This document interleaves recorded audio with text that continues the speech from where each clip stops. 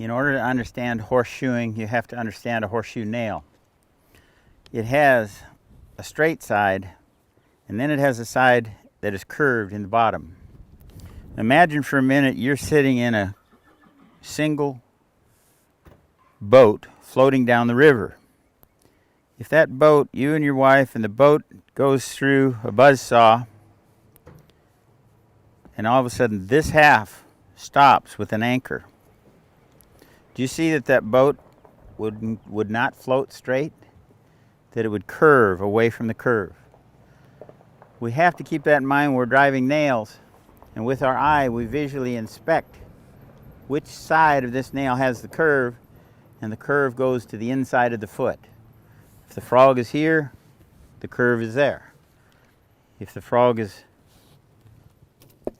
here, the curve is on the inside.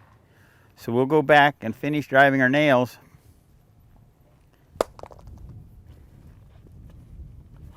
Remember, I made a mistake in the way I drove that nail so low. I missed my ink mark.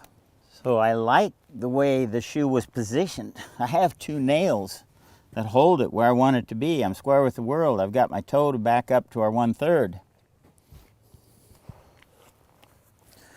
Before I pull the bad nail or the improper nail, I'm going to go here and I'm going to slow down a little bit, and I can see my mark. I'm going to aim for that mark. I have the curve to the inside, and I drove that nail. Now don't grab your best nippers to pull a nail. Grab your shoe pull-offs.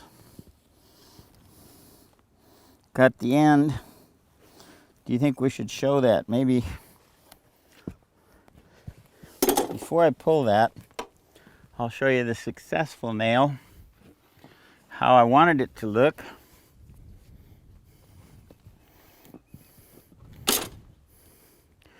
See the low nail that we didn't appreciate and the one that we like? So we set ourselves a mark and drive the nail to it. We use our shoe pullers. We cut the excess end off. I catch it. I don't want to drop it out here for somebody's tire.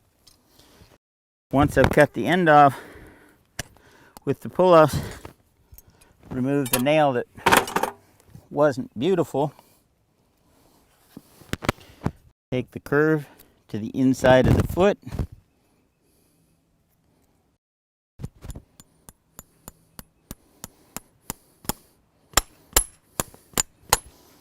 And do we like that better?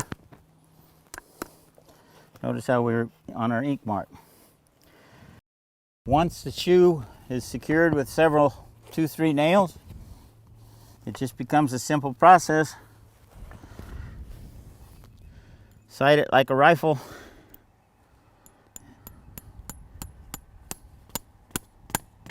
And drive it so it comes out the ink. Since that worked so well positioning the horse, let's do it again.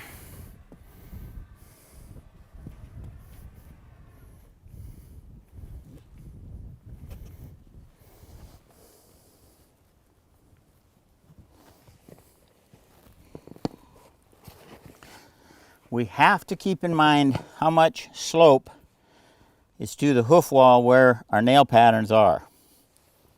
There are a couple different ways to bend a nail and get more bend in a nail. The important thing is know the line you're aiming for, aim, and drive the nail. If you have good tone and hearing, you can drive your nails by listening. There'll be a thud, thud, thud, just kind of a baritone sound until the nail starts to go out the hoof wall, and then it'll be a ding, ding, it'll be a higher pitch. So listen to the sound of the hammer.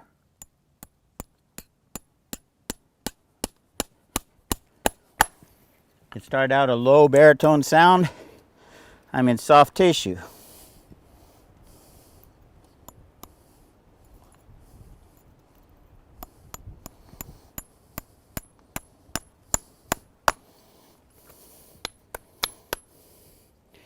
Now we have driven 7 nails. The shoe's positioned where we want it. We'll set this down and then we'll show you how you would block your nails.